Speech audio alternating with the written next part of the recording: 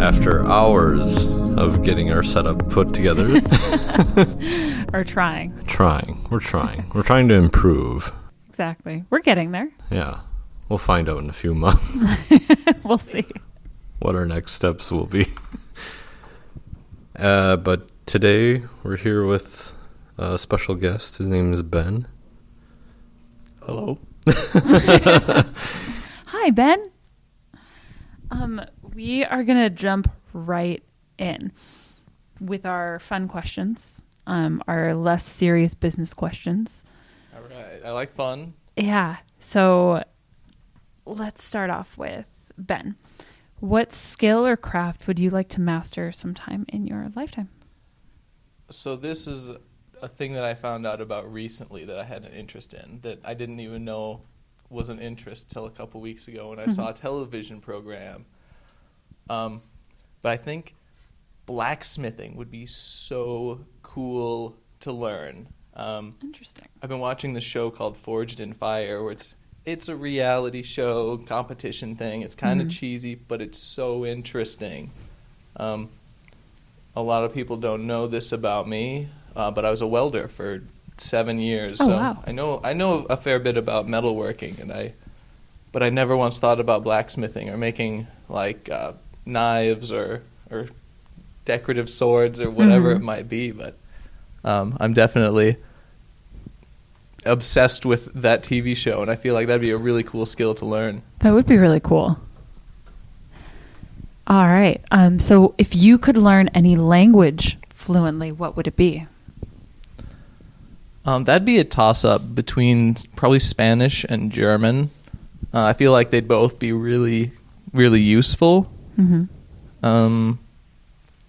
I don't know. I think Spanish would be more useful.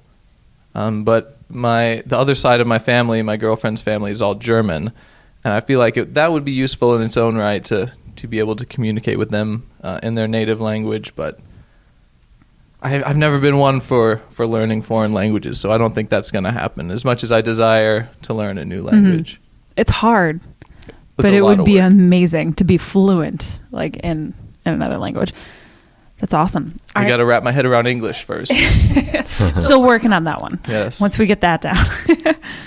All right. And then if you could, starting over. Sorry. What is a random, fun, interesting talent that you might have that other people may or may not know about? I think I actually just mentioned it in the previous comment. And a lot of people don't know that I had a previous career before jumping into the film world. I was a welder for a really long time, building wind towers and all sorts of things, trailers, other kinds of trailers, more wind towers. Mm-hmm. What made you decide to move from that to film? It was an accident, really. I didn't really know that working in film was an option until I volunteered a couple times. Cool. Then once I saw what it takes to make a film, I was hooked instantly. Yeah. Nice. So I bet that's a big difference between welding, because that's more individual, maybe. Yes, and in a big way. Like when you're a welder, you kind of have a part in front of you that you're responsible for everything. Yeah. You have to make it. You have to put it together. Clean it up. But with film, you're on a team sometimes of 40, 50 people, and everyone has to pull their own weight individually to create something great from all of that. If someone's not doing their best work, it'll shine through in the final product. That's one of the things that I love most about working in film, is the fact that I get to work with so many great people and be on a team with them. So you do develop a bond that you might not at another job. It's true, yeah. Because it's more of an assembly line maybe type of thing? Yeah. Sometimes this is assembly line. Sometimes you build the piece at your own station, depending on what the work was. But it's definitely a very, very different world. Yeah, for sure. Well, that's kind of how you got your start. What did you do when you were getting your start, really? I volunteered a lot. Doing what?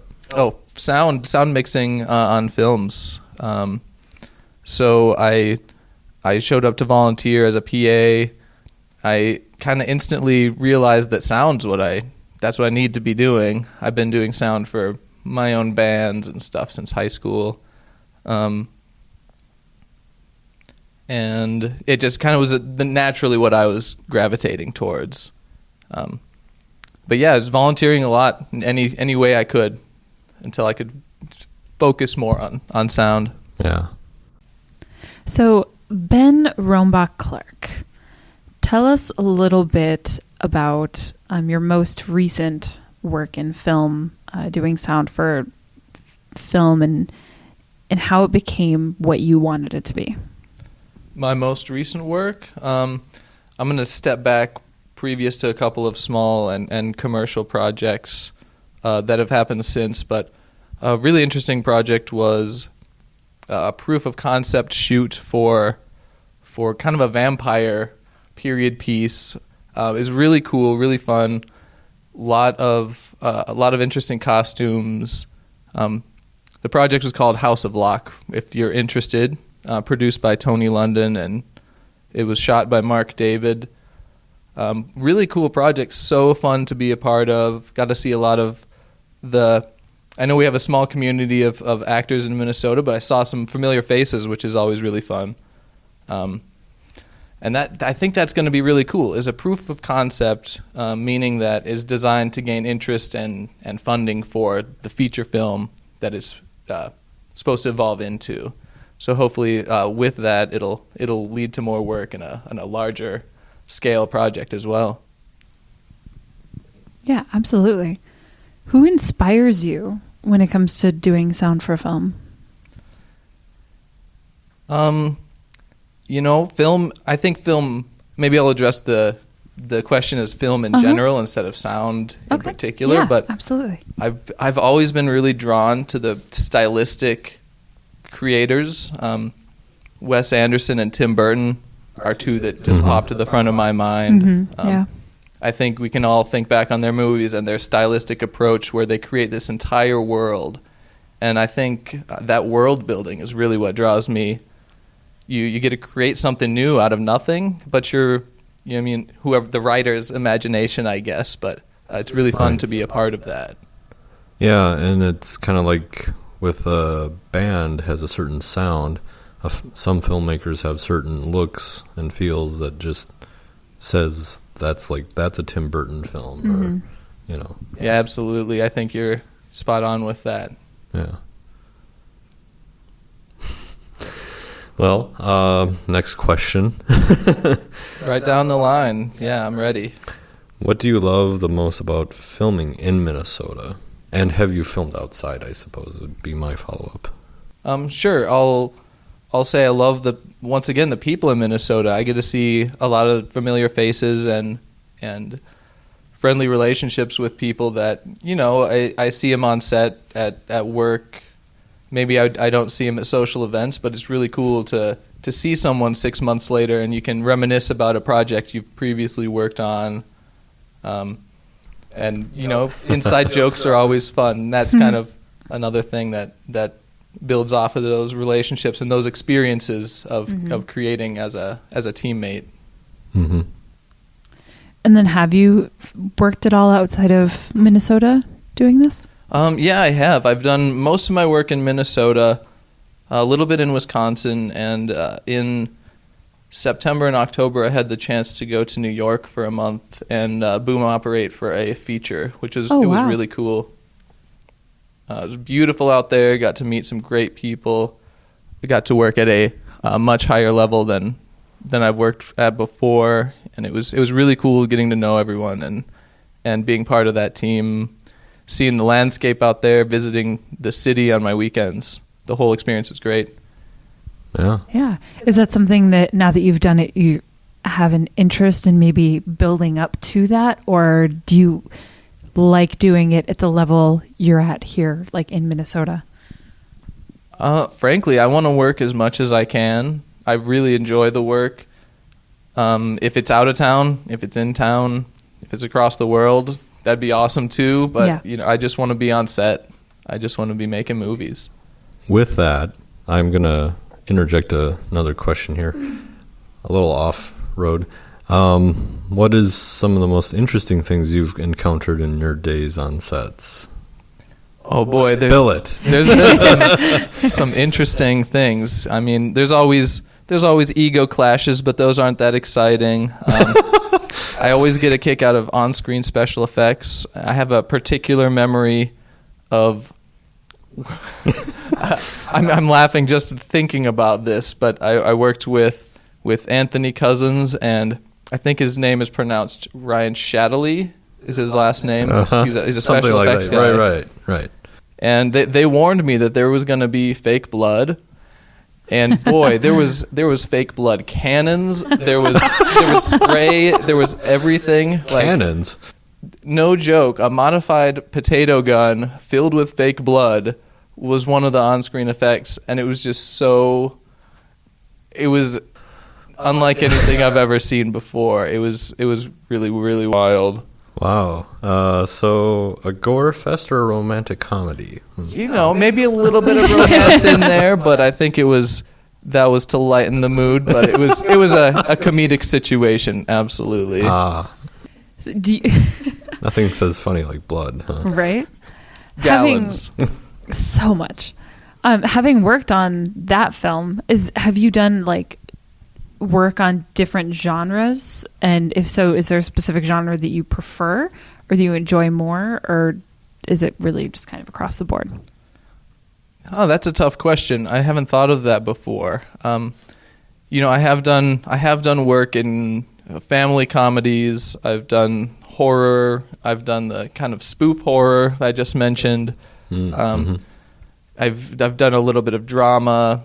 The vampire piece had a little bit of action, drama going on in there, thriller elements. I really like it all. I love comedy. I think I would really want to put my efforts into working more with comedy, but like I mentioned before, I really just like being on set, and anytime I can be working is always great. I don't think I would necessarily choose to only do one thing, but that might be something I would definitely try and lean more towards. Mm. Cool. Let's see. I think there can be challenges when filming independent films, I would imagine. No, certainly. No problems whatsoever, I bet. Never. Everything goes smoothly. Yeah. What do you think is one of the biggest challenges in Minnesota? In Minnesota in particular, dealing with our weather can be tough. Mm-hmm. It changes very fast. It can be very cold for a good portion of the year, like a lot of us in the area know. Mm-hmm. And those are definitely things that are tough and unique to Minnesota. Well, maybe not unique to Minnesota, but it's definitely a strong consideration here as that weather. You can be great in the morning, and then halfway through the day it decides to thunderstorm on you, and you have to switch schedules around. You just have to deal with it. It's always problem solving in film, as most of us might know.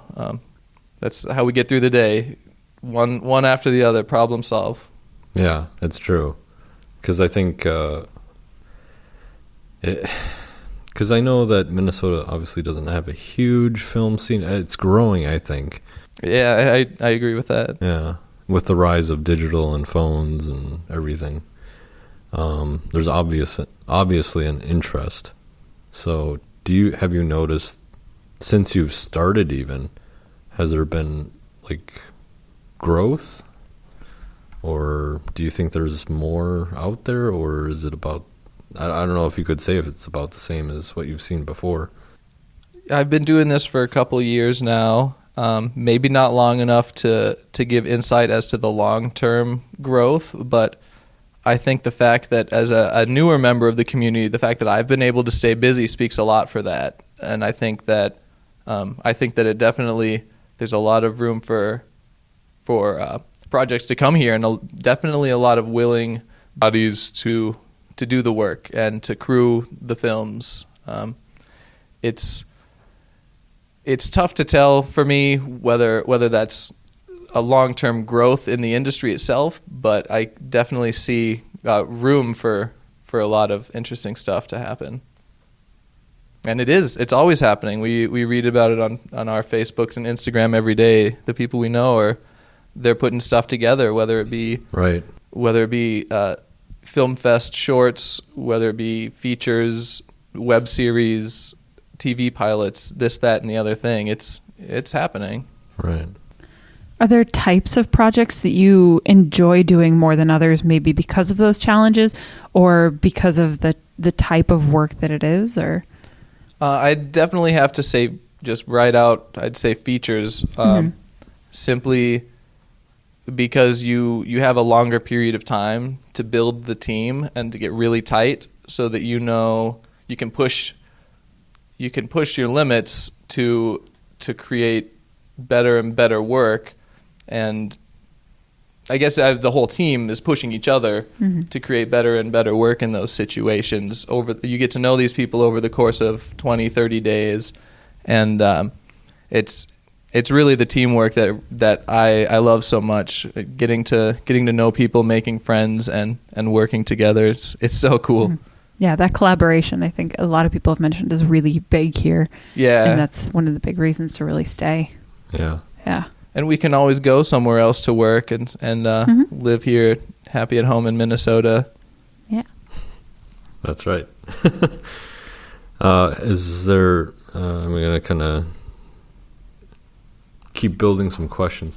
Yeah, very because good. I was wondering, like, is there anyone you haven't worked with yet around here that you want to? I'd love to work with everyone. I don't a blanket. I don't have a checklist of anyone that I particularly desire to work with that I haven't. I think my list is mostly people that I've already worked with that I would like to work with again. Yeah. I could definitely come up with a list of those people that I would work with any day of the week if they called me up. Yeah. Have you had people that you've worked with previously that have consistently kind of come to you for projects that you do enjoy working with on a regular basis? Yeah, I really do. There's a couple of teams. There's a commercial company that calls me up semi-regularly whenever they need sound reinforcement on their video projects. I've been working a lot as a boom operator for Conduit Sound. I'll give them a quick little plug here, but they just set up a sound studio in Northeast Minneapolis. It's got a large sweep wall. There's no reverb in the room. It's completely sound treated. Wow. Recording studio on one side and the sound stage on the other with a workshop. I've been doing a number of projects with those guys as a boom operator on one of their teams, and it's been just great getting in with those guys because they're so experienced, and I've been able to learn so much from them. It's been really great. That's great. Yeah. Is there something that you look forward to the most when you maybe get started on a new project? I'm always thinking about watching it. That's what I want to. I want to watch it. That's why we do it, right?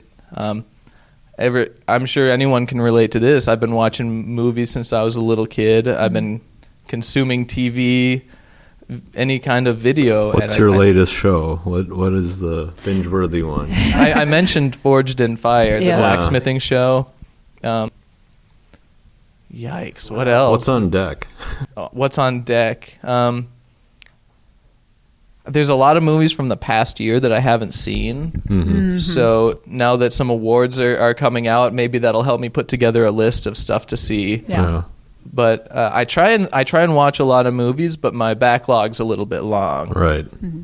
King of the Hill. That's always an easy go-to if we're going to bed. But new stuff to consume that I haven't seen before there's always a list. Always. That's Plus, like, I've noticed a lot of Minnesota films show up on like Amazon Prime and Oh yeah, the local ones that you can watch. Which is awesome. Yeah. you can buy Christmas Break-In right now on Amazon, which is pretty cool. I don't know if it's streaming yet, but that's a feature I worked on in Duluth, Minnesota last April. We filmed with Danny Glover, Denise Richards, and Cameron Seeley, who you might know recently did the voice of Cindy Lou Who in the animated Grinch that came out this year. Oh, yeah. That's a fun family film. Definitely check that one out on Amazon. Aw, Cool. love Danny Glover. I saw the Grinch, obviously. Did you? Yeah. Was it good? It was all right. Yeah. Okay, fair. I Just a feel like glowing review from Alan. yeah, I feel like the original cartoon one was a bit better. Mm-hmm. I mean, I felt like Dr. Seuss It's had hard, his so- time, and I yeah. think that they did it really well when they did it. And it's a reboot, but it's kind of like the Charlie Brown and the Peanuts movie. Yeah. It was okay. You know, it's cool to see them in the 3D, Yeah. but meh. Yeah, no. that's a fair assessment. Yeah, some things are better condensed the way Mm-hmm. they were, you know. At least in my opinion. That's how Yeah. I feel about it. But Christmas Break-In is one you worked on. Yes, a That's Minnesota great. movie for sure. And it was in Duluth they filmed it. Wow. Yep, in the snowy month of April, we were fighting blizzards, winds. That must have been like early April, because I remember April, like, it got warm real quick. At least down here. Do you remember that big snowstorm? That was a day or two before we stopped filming. So it was kind Wow. of it did get Oh. warm for a period. Right. Then we got dumped on again. Yep. But it was kind of up there. It was kind of snowing Up and, there it was, and yeah. blowing a lot. It was a cold. That was a big one, it was a cold too. month. Yeah. Dang. So Right. there's a lot going on in Duluth that we're not maybe privy to down in the cities as much. Yeah, I actually just heard about something going on in Duluth. I think I heard that there's some sort of a new film fest or award thing for film or TV or something going on up there. I don't have really any details because Sure. my memory's not that good, but someone mentioned that to me the other day. So maybe Duluth's a spot to keep marked on your map for Mhm. checking it out. Makes No sense. kidding. So, Ben, with the Me Too movement and the Time's Up movement over the last few years, have you, one, noticed a change in the film sets that you've been working on? And two, has it changed how you maybe have approached your particular job on film sets as well? Yeah, you'd asked me this question previously to get prepared for the interview, and I was thinking on it, and what I realized was that in the sound department, like personal respect and personal space is an utmost concern all the time, because a big part of my job is to put microphones under people's clothes and on their bodies. Sometimes you have to wire all the way through their pants to get a pack down at their ankle, and it can be uncomfortable. So that makes me realize that respect is always the first thing on any sound person's mind, just because of the nature of the job. Even boom operating, you could be in a tight spot, and you got to make sure and give everyone space to move around. Even as a boom operator, I need space to move around. Sorry, I keep pulling the Mic mic up, away Ben. from my Mic. face.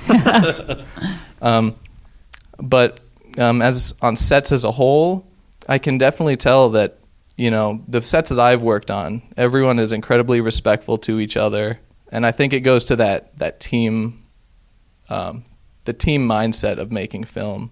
There's no room for anyone to be disrespectful or out of place, and frankly, you won't last if you are.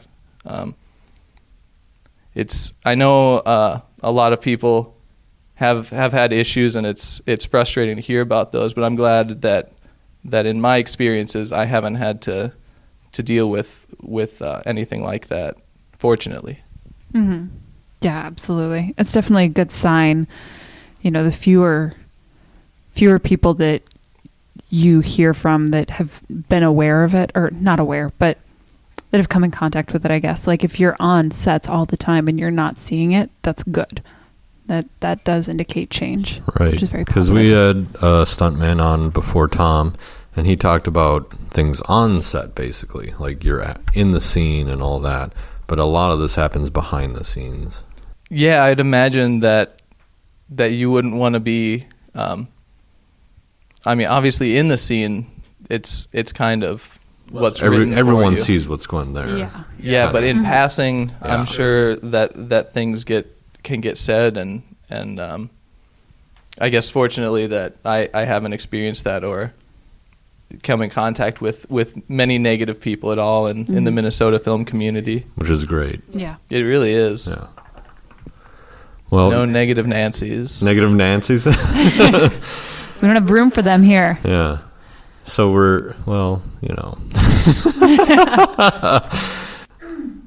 Nancy, you're fine. We love you, Nancy. It's okay. In 2019 here, right before a busy season this summer, how do you feel about like where you're at, I suppose? I have had a slow month.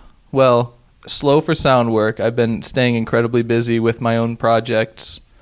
I have a little bit of a vacation planned for what I'm expecting to be is another slow time a little bit later in February.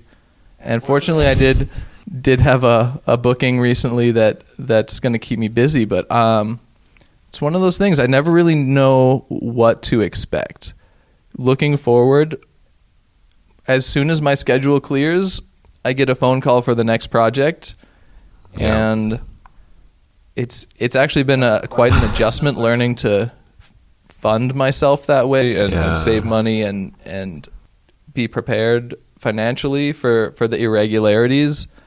So I guess I don't really know how to answer what's coming next in 2019.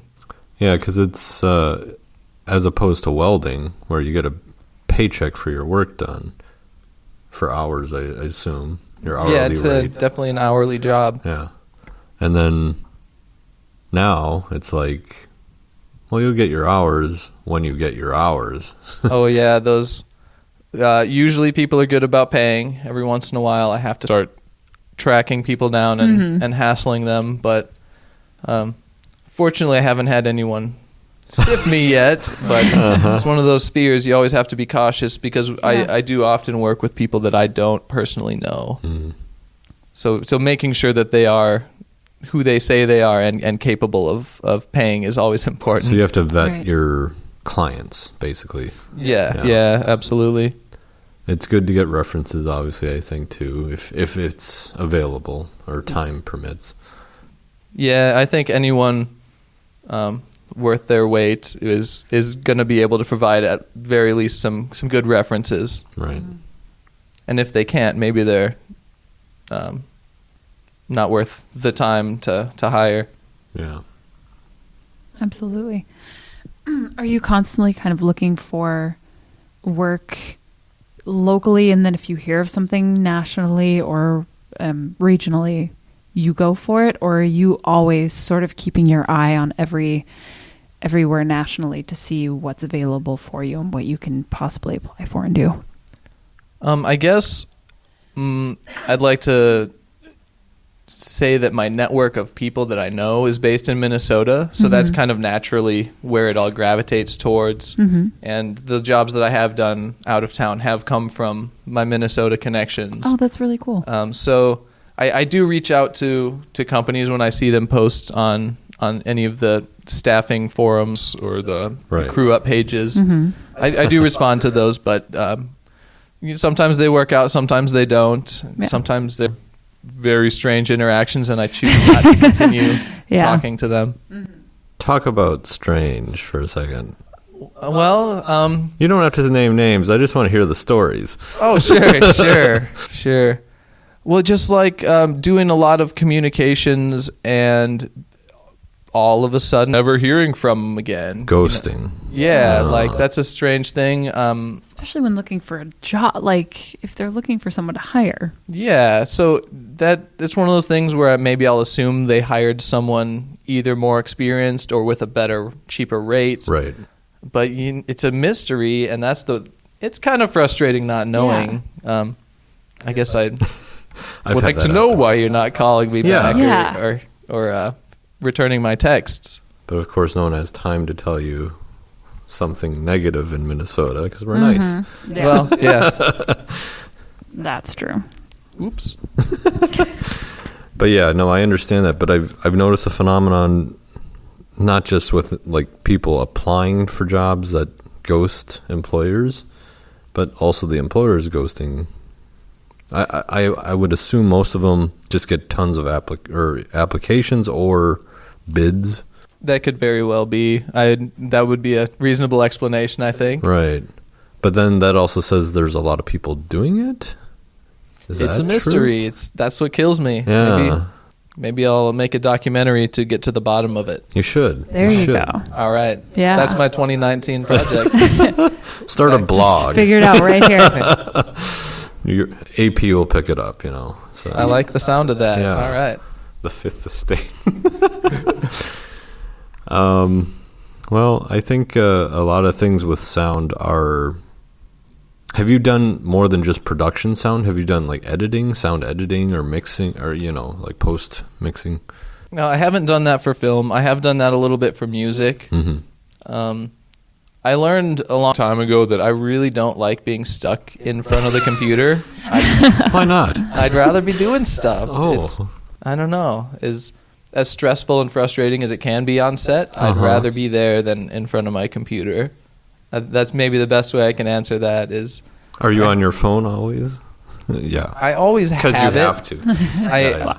I'm not always on my phone, but I do check it multiple times a day. Right, because you looking for work, obviously, right? Sure. Yeah. There's the forums and groups that I check maybe every couple of days, or I try and post something on Instagram every day or two, and I do often just kind of scroll through Instagram to consume a little bit of photography. There's some really great photographers that I follow that I'm always kind of see what they're up to and kind of trying to get inspiration for some of my own photo projects. I'm curious, how many cameras have you owned in the last year?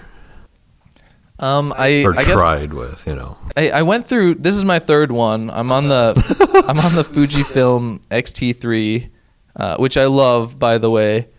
I kind of got a camera because working in sound, I'm around cameras a lot, and I just became fascinated with how they work, all this, that, and the other thing. So I got an entry-level camera to kind of figure it out, see if I like it, and give it a shot. And wow, I loved it. I thought I was going to get into doing video more, but I think still photography is just, I don't know what it is, but it kind of just consumed my attention, and I realized it's something I wanted to put a lot more effort into. So I guess I upgraded that camera.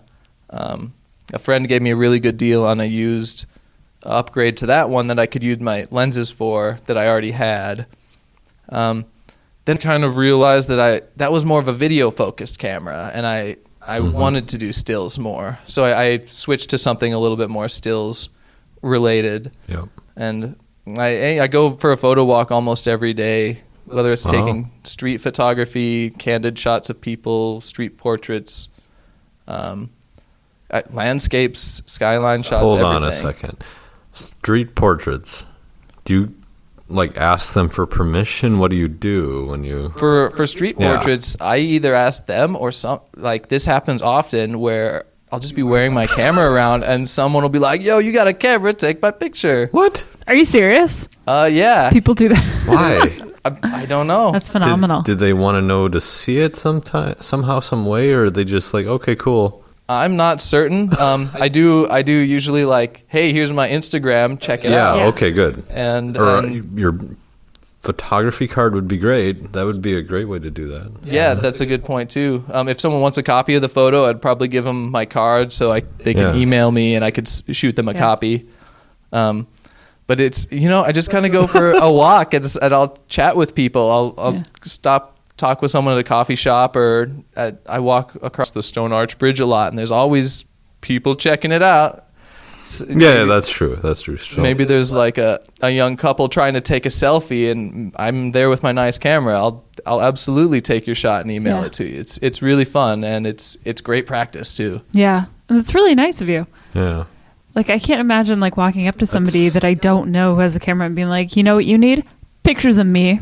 Like, that just seems weird to me. But I mean, yeah, why not? It's also like a personal growth thing. I'm naturally somewhat introverted, and it forces me to talk to someone who there's a chance that they'd be like, get away from me, guy. I don't know you. Yeah. You got the Tobey Maguire Spider-Man thing kind of going on, Peter Parker thing going on. Yeah. So do you think that eventually you might incorporate your love for photography into your love for film, and maybe offer to also do like behind the scenes shooting for films while you're also doing sound and things like that? Or absolutely. I have done a little bit of behind the scenes photography, like you mentioned, on projects I was doing sound for, and there's definitely downtime during the day for the sound person. That's a perfect opportunity to pick up the camera and go snapshots of people working, or the set, or this, that, and the other thing. And I think it's kind of similar to street photography, where you have to be quick, accurate, and get those shots of people doing interesting things. Because they won't repeat usually. Yeah, exactly. Or at least not in the way you want them to. And they're not going to pose. Yeah. They've got stuff to do. They don't need to be stopping, setting up the lighting or the camera or the this, that, and the other thing. Yeah.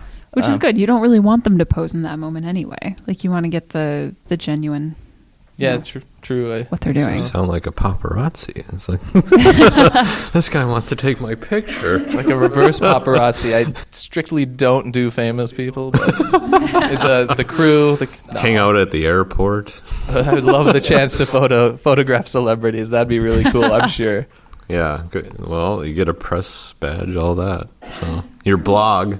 You got to start a blog. I do need to start a blog. And then you can be press for these movies and take pictures of celebrities. Oh, perfect. All right. That's it. I've thought about starting a blog or a podcast, but I've never had... there are local festivals around here. You can...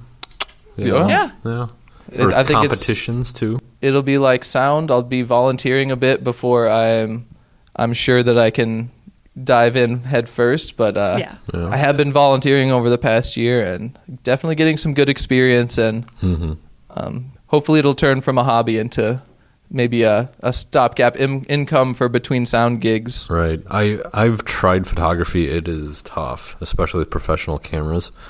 It's like you said, it's very quick. It's I always go back to football. It's the speed of the game. It's way faster than in professional photography versus like your iPhone, because it's just much more stylized and much more, although phones are starting to catch up. I notice you have a special phone. So I have a good phone. You have a good one, a good camera phone. Often I got this because I often don't feel like or don't want to bring the extra weight or this, that, and the other thing. I don't bring the camera, and I want to be able to take good behind the scenes shots just out of my pocket like that. And it does work pretty well, but you do miss those features, like the way that you can and blow out the depth of field and blur your background, or just the fact that you can choose to do that or not is kind of a feature that is definitely missed, but you can definitely also get some great shots on just a phone. I put air quotes for those of you listening to us today. Quote, unquote. Yeah. So I know that with, how I guess now you're on the Fujifilm. You had what other two types? Those were both Panasonics. Panasonic okay. G7, and then I upgraded to the GH5. Do you prefer the Fujifilm over those? I do very much. The controls on the Fujifilm are very tactile.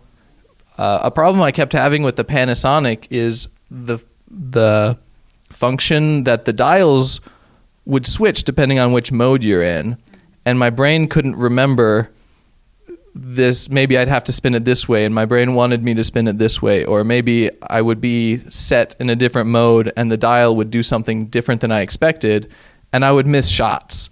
And it was kind of frustrating. But this thing, it has these big dials on top, and you can really dial in your settings no matter where or when you are, and it's always going to be the same because the settings are like they're written on the dials. They don't switch functions. They're always the same function. And I guess that comes from a sound background. When you're working on an analog mixing board, you have a knob for each function, and it kind of directly translates into the real world without having to think too much about it. And I don't really like to think too much about anything. Read and react, really, right? Yeah. So, and there's so much reaction in photography. Yeah, and that you can't be messing with the display because then it's like you're pulling away from the moment. So yeah. That makes sense. Well, with sound too, like you mentioned a little bit how you got into sound, excuse me. But when it came to film, like, how did you choose your equipment? What do you use? For sound for film? That was a bit of a journey. I started off with some entry level, maybe prosumer type of gear. Sure. Some basic microphones that were decent, the type of thing you'd be perfectly fine slapping on top of a camera or putting on a boom, but probably not professional quality. It's expensive, so you don't want to spend too much right away. So I got some basic stuff to see if I liked it, volunteered on some projects. Then when I decided I need to do this as a profession, I invested in some really good top-of-the-line gear, Sanken microphones for lav mics. They're really tiny. Everyone uses them. A great deal of people use these mics for film, TV, anything you've seen. There's a good chance it's been recorded on Sanken lav mics, Sanken shotgun, Sennheiser MKH50 hypercardioid mic for indoor dialogue. It's standard. It's been around for years and years, maybe decades. Sennheiser's big. Yeah. It's a solid piece of gear. It'll always work. You can probably drop a brick on it, and it's a workhorse mic. But it's kind of it's pretty standard for industry. There's different choices people can make. Some people think that Shep's mics may sound better, more natural. There's a lot of really great options, and I think my kit specifically was put together to be light, durable, and have all the tools I need readily available, that I can pack into my. I drive a compact car. I'm not driving a truck around with tons of room to bring backup kits and stuff. I do bring backup gear, but I don't have a whole truck full of stuff that I'm traveling with. That'd be a bit much, I think. Do you ever work with a separate sound mixer or boom operator? I have done both of those things. Personally, how often, percentage-wise? Percentage-wise, I'd say versus solo. I'd say probably 60% of the time I'm solo, one-man band, have the recorder strapped to my chest and a boom in my hands. Yeah.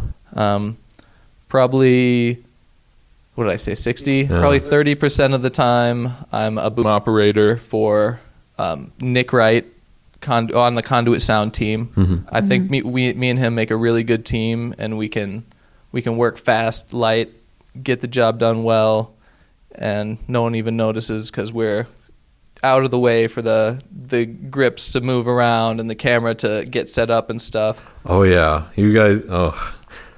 I studied sound in film school. That was like one of my big things because my mentor was a sound man, and one of the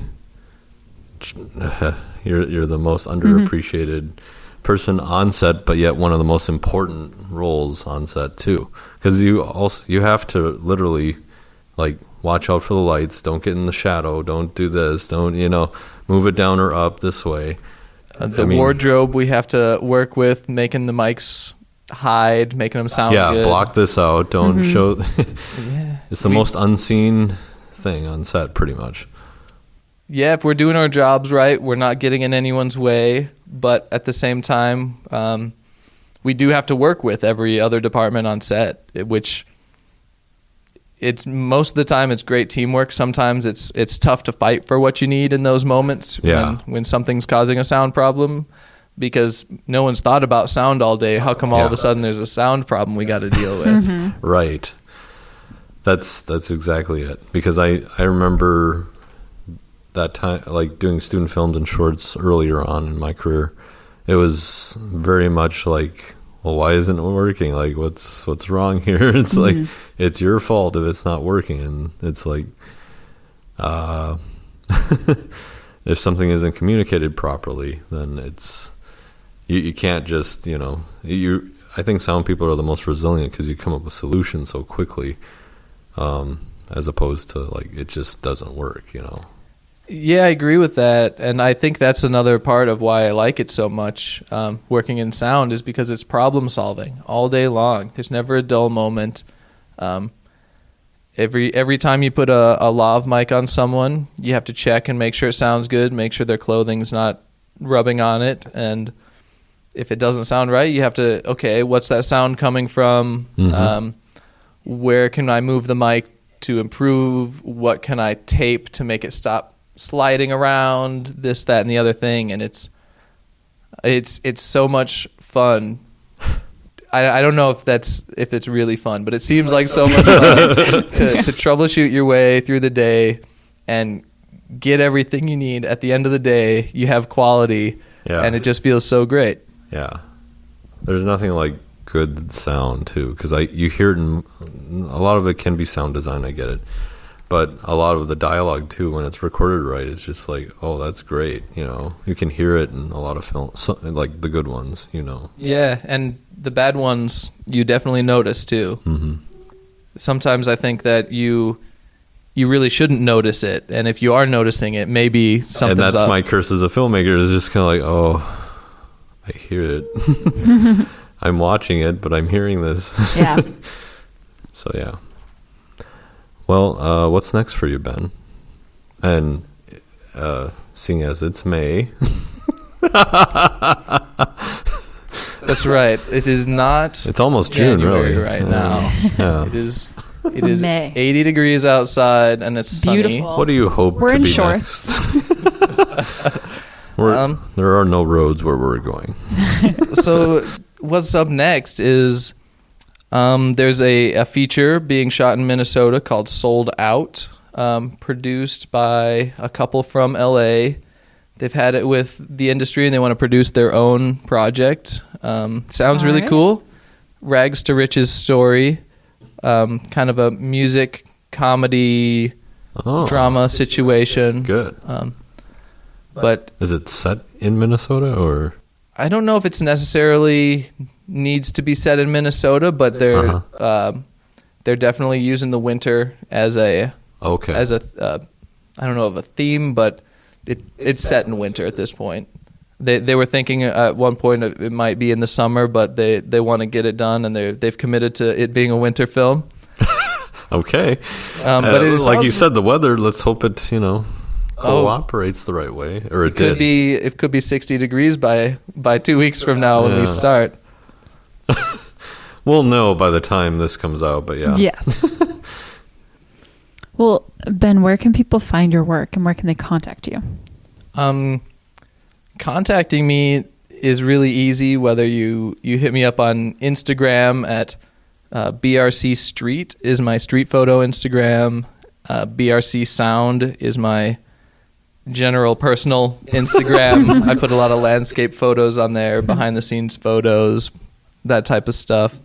Facebook's always good. And my email is brcsoundandmedia@gmail.com. If you have any projects, feel free to reach out, and if nothing else, we can chat about your project. I love talking film, even if I'm not working on it. Yeah. I had one last question I had to ask.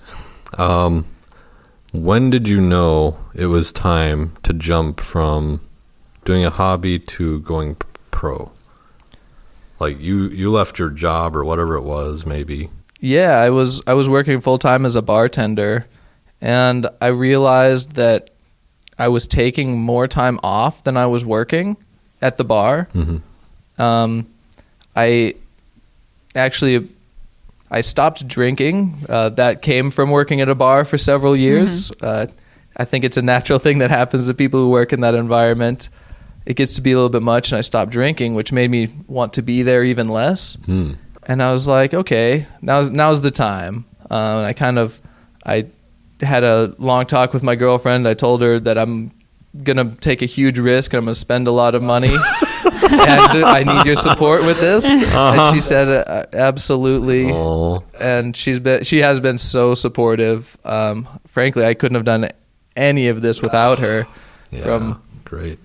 And bless her heart, she feeds the cats when I'm out of town, and they wake up early, those cats. I'm not joking. 5 o'clock. If the food's not ready. Mm-hmm. Yeah. You know.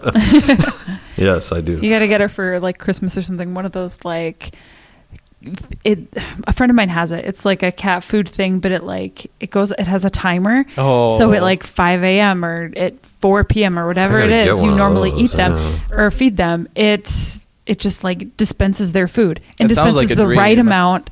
Yeah, like she swears by it. It's amazing. So you guys should get that for her. We'd have to get 2 because they can't share a bowl. Yeah. Which is a tough thing, but that's definitely something to look into. Yeah. It would help us a lot. Make life easier. The cats connect to whatever feeds them, but if the machine's feeding them, they'll connect to the machine, not you then. So they're going to cuddle with the food machine Yeah. and watching they'll purr movies at that. and not, exactly. not sit on our laps. It's a risk, but it might be worth it. It is. It's to not have to get up at 5 a.m. Yeah. When you put it like that, it actually sounds pretty good. Right? There are worse things. Yeah. So lastly, Ben, what do you want people to remember most about you? You know, I hope people remember me for my sense of humor, and I really try and keep everything lighthearted on set. I know everyone gets stressed out. There's hard moments on set where people have to overcome obstacles, and if we can keep it light and maybe make a lighthearted joke, it makes everyone feel better in those stressful moments. And I hope that people remember me for being easygoing and maybe a sense of calm in the craziness of what can happen on sets. Yeah. Great. All right then. Well, thank you so much for taking the time to be here with us and chat with us. It was awesome getting to meet you. Yeah, this has been so great getting to meet you. I knew Alan previously from working on several of his film projects. Actually, Alan was one of the first people who I volunteered for. Oh, cool. Fun fact. Yeah. So we've come full circle, maybe Yeah. somewhere around the circle. We're back again. Pretty far around the circle. Yeah. Well, that's fantastic. Well, thank you so much for being here. We're glad that we were able to get you on. You're welcome, and thank you. We'll see everyone later. Yeah, thanks Bye. so much. Bye. Bye.